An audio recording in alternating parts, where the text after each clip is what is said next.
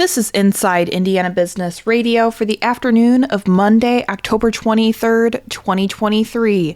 I'm Kate Sharon. The Indiana National Guard's 122nd Fighter Wing in Fort Wayne has received the first of nearly 24 F-16 fighter aircraft that are returning to the base after more than a decade. Colonel Joshua Wagner, commander of the 122nd Fighter Wing. The A-10 went away, and it's going away around the world. We know that the F-16 won't last forever.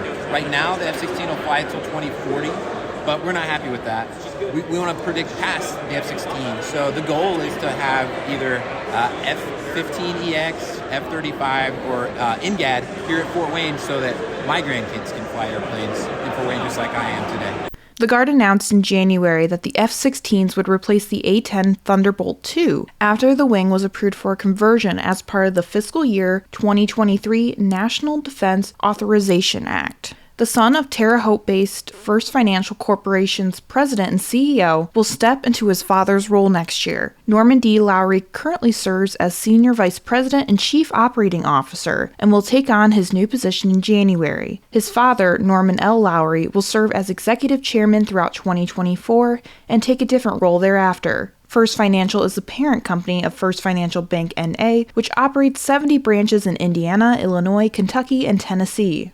Ball State University officials are publicly announcing what they believe to be the university's largest capital campaign in its 105-year history. The Our Call to Beneficence campaign establishes a $350 million fundraising goal to advance initiatives supporting student opportunity and success, academic experience, and campus and community impact. University officials say the public launch comes after raising $225 million already. The campaign is named for the Muncie campus's notable beneficence statue. From the number one source for Indiana business news, this is Inside Indiana Business Radio. Whether it's a new hire or a noteworthy promotion, IIB's Big Wigs and New Gigs serves as a platform to promote your team. Our revamped offering includes being featured on both the newly redesigned newsletter and at InsideIndianaBusiness.com. Subscribers to the Business News subscription save $10 off every listing. Plus, you can save $100 by bundling your submission to IIB with the Indianapolis Business Journal or the Indiana Lawyer.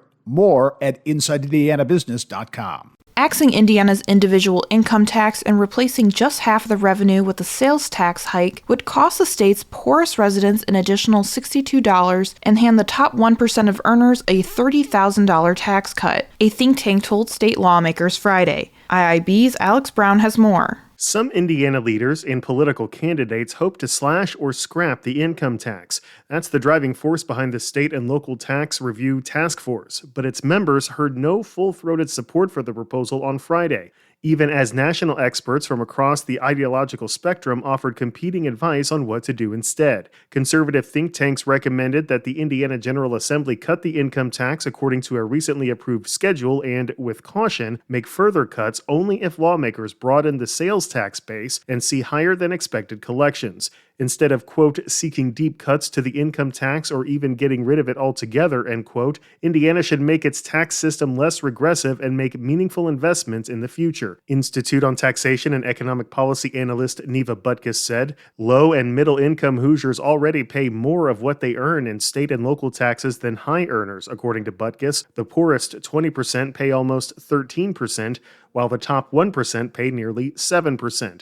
She called the state's tax system deeply regressive, meaning that lower-income residents contribute larger shares of their income toward government services. She argued that the income tax provides some balance because it's a percentage of what the taxpayer earns, particularly when the tax has higher rates for higher earners. Indiana has a flat tax.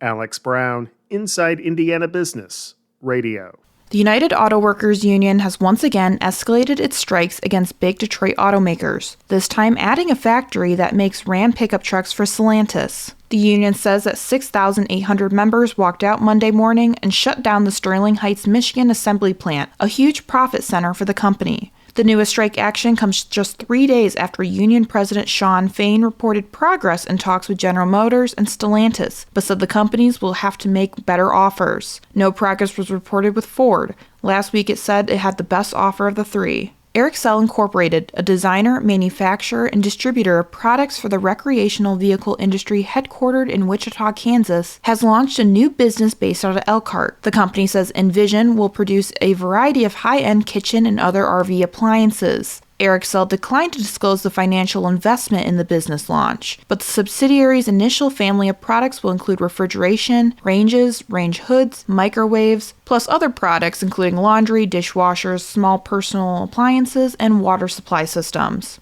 Indiana State University will honor a donor and board member by naming a new space the Robert Casey Cyber Criminology and Intelligence Analyst Laboratory, which the Board of Trustees unanimously approved Friday. The board also announced its leadership team to search for the university's next president after President Deborah Curtis announced her retirement earlier this month. Roche Diagnostics CEO Brad Moore is this week's guest on the Business and Beyond podcast with Gary Dick, presented by PNC, a weekly conversation with high-profile Hoosiers in business, sports, and entertainment and beyond. Available now from your favorite podcast provider.